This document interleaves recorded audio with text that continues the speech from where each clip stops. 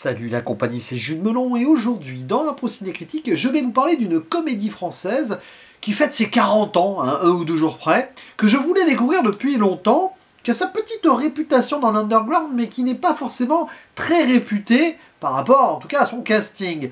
Elle s'intitule « Le téléphone sonne toujours deux fois », référence au facteur sonne toujours deux fois, puisqu'ici nous sommes dans une parodie de métrage policier, un peu film noir.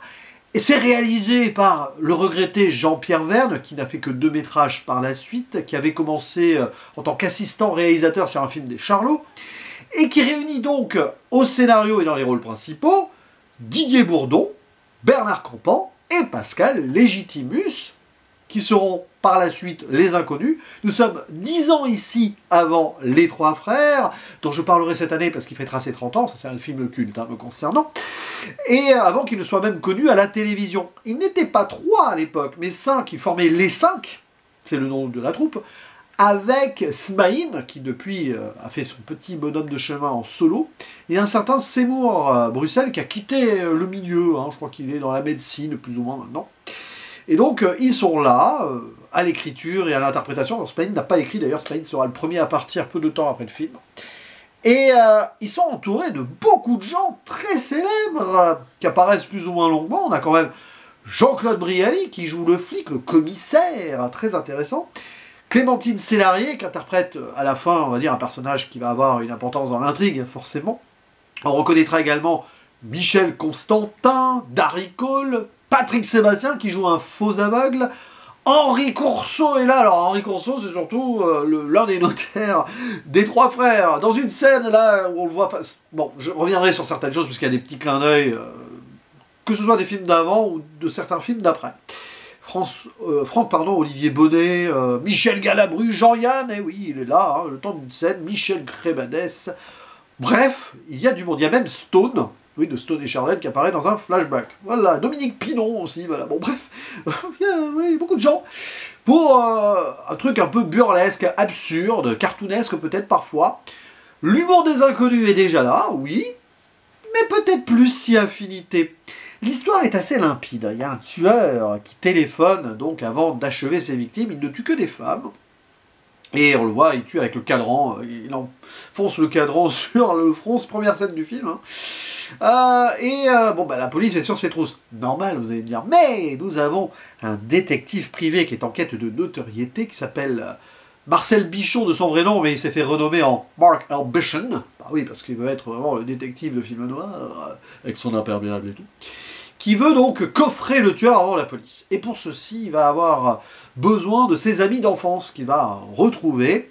Un patron de bar qui fait semblant d'avoir des clients avec des mannequins, donc ça va pas forcément mieux, qui est joué donc par Seymour Bruxelles, alors que c'est Didier Bourdon qui joue le détective. Et le personnage de Pascal Légitimus, qui est un animateur radio un peu bidon, qui fait semblant d'avoir des auditeurs. Enfin, les trois sont bidons, à leur façon. Et ils vont être aidés par sorte d'assistant homme de ménage, joué par Smaïn, du personnage de Didier Bourdon, et un reporter photographe qui est lui aussi sur, on va dire, la quête de la vérité, qui est joué par Bernard Campan, et au début, évidemment, il est aussi suspect. Et les 5 vont être ensemble et vont tenter de piéger ce tueur en détraquant les téléphones pour qu'il ne puisse utiliser qu'une seule cabine, mais c'est pas évident. Et pour ceci, ils vont avoir besoin d'aide. Par exemple, d'un psychiatre animalier, qui est très lui-même animalisé d'une certaine manière, évidemment, qui est joué par le futur notaire des Trois Frères, et évidemment, il se passe beaucoup de choses. C'est très dans l'absurde, c'est très dans la répétition, et on sent l'humour déjà qui est bien placé, mais bon, ça balbutie par moments. C'est-à-dire que le film, je donne mon avis là, a des temps forts, une découverte tardive comme ça, donc bon, tu te replonges dans une nostalgie qui n'en est pas une parce que tu n'es pas connaisseur du film. Mais il y a des grands moments. Le tout début est très bien, avec ce tueur qui marche dans l'eau et puis après il y a les chaussures qui fuient. Ça c'est cartoonesque. Et après la présentation de nos héros, Mark L. Bichon, et puis voilà. Les trois amis. Voilà, on les voit enfants à un moment. Et c'est vrai que c'est dans le comique de répétition, souvent, beaucoup. Et je vais forcément peut-être aussi être dans le comique de répétition, de l'analyse de répétition, donc je ne sais pas. Et après ça se déroule et c'est plus ou moins équilibré. C'est-à-dire que tu sens que c'est pas que ça patauge, mais pour te dire ça sur 1h30, ça aurait peut-être marché sur 1h10, 1h, mais voilà, il fallait développer le scénario et les tenants et les aboutissants. C'est plus intéressant sur certains sketchs de séquences que sur la linéarité des choses. Voilà, par exemple, à un moment, ils vont essayer de trouver le tueur grâce à la numérologie, et ça se termine en une parodie des chiffres et des lettres, hein, ce jeu de l'époque qui était fort connu. Des personnages tout aussi loufoques que les uns que les autres qui ne font qu'apparaître une fois, par exemple le personnage de Jean-Yann, l'homme au téléphone, hein, qui n'a pas donné sa vraie adresse, mais qui a quand même levé les mains au téléphone. Ça n'a aucun sens. Voilà, ça n'a aucun sens. Le personnage de Daricole, à un moment, qui débarque en garde-chasse en plein milieu urbain parce qu'ils ont tiré des pigeons. Ça, j'aime bien ce genre de truc. Et évidemment, le personnage de Jean-Claude Brialy. Et c'est là que on se retrouve quand même avec quelque chose qui m'amuse beaucoup. Durant ma jeunesse, adolescence, j'avais donc 2 troupes de comiques préférées, les Inconnus et les Nuls. Très différents, qui ne se sont jamais croisés en soi, vraiment pas. Ils n'ont jamais fait de projet ensemble en tout cas. Et je me suis toujours dit, et si les deux avaient fait des collaborations, etc. Se sont-ils inspirés les uns les autres? Se connaissaient-ils en privé? Bon. Peut-être que Chantal Lobby a côtoyé depuis Didier Bourdon, peut-être dans plein de films un peu bizarrement comiques, pas trop drôles qu'ils font depuis, je sais pas. Ce qui est sûr, c'est que là, sur ce film, on est plus proche de ce qui va anticiper la Cité de la Peur que les 3 frères. À part donc cette scène avec le psychiatre animalier qui va rappeler, en plus dans la mise en scène c'est ça, hein, la fameuse scène extraordinaire, on leur apprend qu'ils ont l'héritage et puis après a pu, dans les 3 frères. D'ailleurs là il essaye d'expliquer en termes plus simples, bon là on n'est pas dans des citations latines mais dans des citations un peu plus psychologiques par rapport aux animaux. Oui, on voit ici un embryon de ce qui sera retravaillé par la suite, clairement.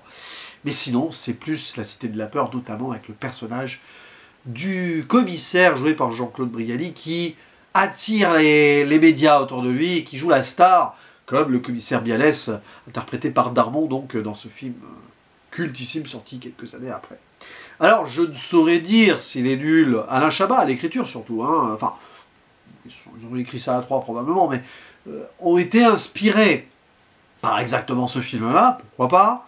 C'est vrai que dans l'intrigue, dans la recherche de certaines choses, dans certaines scènes où on prend premier degré certaines blagues, exemple ici, voilà, j'ai trouvé le cerveau de l'affaire et il montre un cerveau, tandis que dans la Cité de la Peur, c'est une véritable boucherie à l'intérieur, on voit une boucherie. C'est ce genre d'humour-là, où on prend le premier degré dans l'absurde.